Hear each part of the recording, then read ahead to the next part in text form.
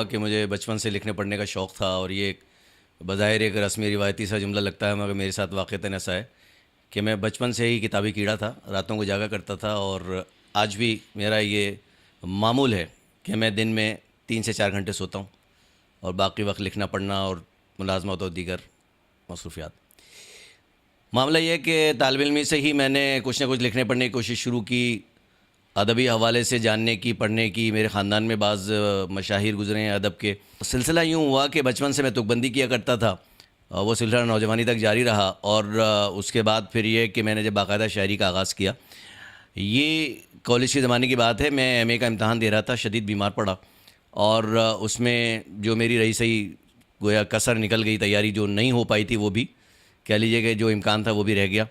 میں تیاری کیا خاک کرتا اس شدید بیماری میں، اور وہ ایک ناقابل بیان کیفیت ہے۔ اس کیفیت میں ایک آمد ہوئی اور میں نے پہلی باقاعدہ نظم کہی، مجھ کو تنہا نہ کر۔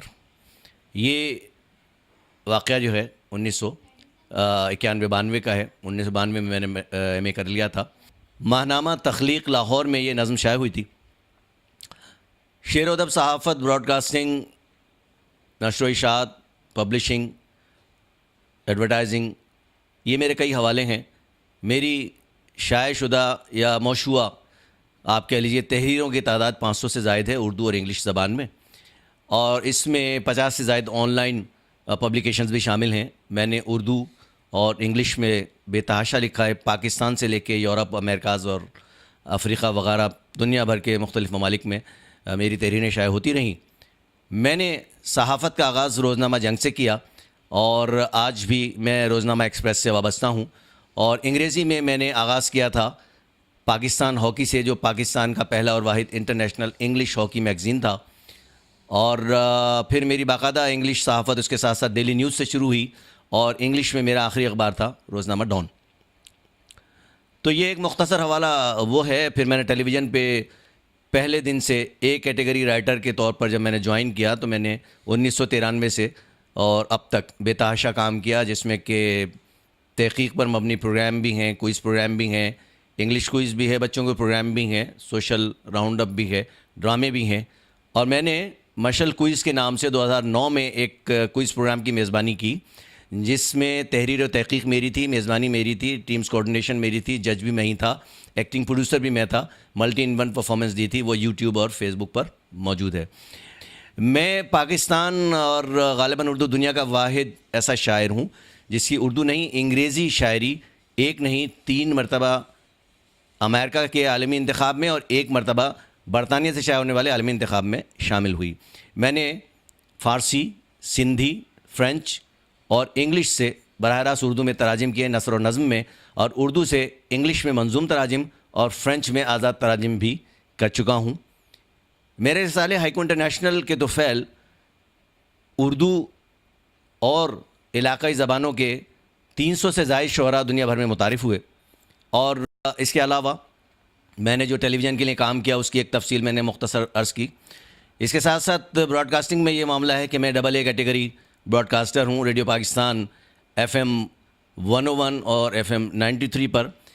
ریڈیو پاکستان سے میں نے آغاز کیا تھا جب میں بہت چھوٹا تھا، بچوں کی دنیا میں اسکول کی طرف سے جایا کرتا تھا، اور اس میں میں نے اس اسکول ٹیم کی قیادت کی تھی کوئز میں، جس نے کراچی کے تمام اسکولوں کو شکست دی تھی۔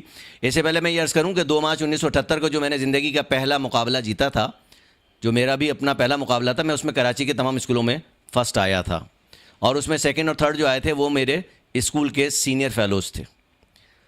تو یہ معاملہ ریڈیو سے آغاز کا تھا۔ پھر جہان معلومات اور ذہانت شرطیں جیسے پروگراموں میں میں جیتا۔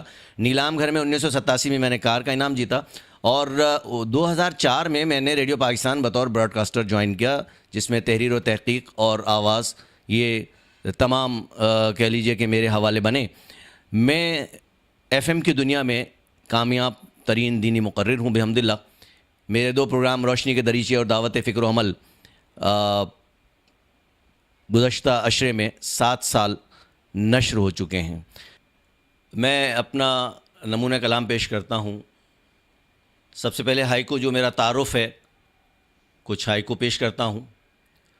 خوشکن ہے پتجھڑ، خوشکن ہے پتجھڑ، برگے سرخ یہ کہتا ہے ایک بوسہ مجھ پر، اور ساحل پہ ہر شام گیلی ریت پہ لکھتی ہے پگلی تیرا نام، اور کیسا افسوں ہے برف پڑی ہے چوٹی پر چہرہ گلگوں ہے۔ غزل کا ایک مطلع جو مجھے بہت پسند ہے کہ جڑے ہیں خاک سے فکر ہنر میں رہتے ہیں، جڑے ہیں خاک سے فکر ہنر میں رہتے ہیں، یہ جرم کم تو نہیں اس نگر میں رہتے ہیں۔ اور نظمیں میری بہت سی جو مجھے ذاتی طور پہ بہت پسند ہیں، مگر میرے بعض سینئرز کا خیال ہے کہ میں نظم سے زیادہ بہتر غزل کہتا ہوں، اور غزل سے بہتر ہائیکو جو میرا تعارف ہے۔ تو میرا خیال ہے کہ نظم کا بھی ایک نمونہ میں پیش کر دیتا ہوں کہ سمے جب بیت جاتا ہے تمہاری یاد کے سائے، گھنی پلکوں میں ویرانی سہانی شام کا منظر، یہ سب کچھ ایک لمحے کو ٹھہرتا ہے سمٹتا ہے، مگر پھر دوسرے لمحے تمہاری یاد کے سائے بلاتے ہیں سلاتے ہیں میری بے چین خواہش کو۔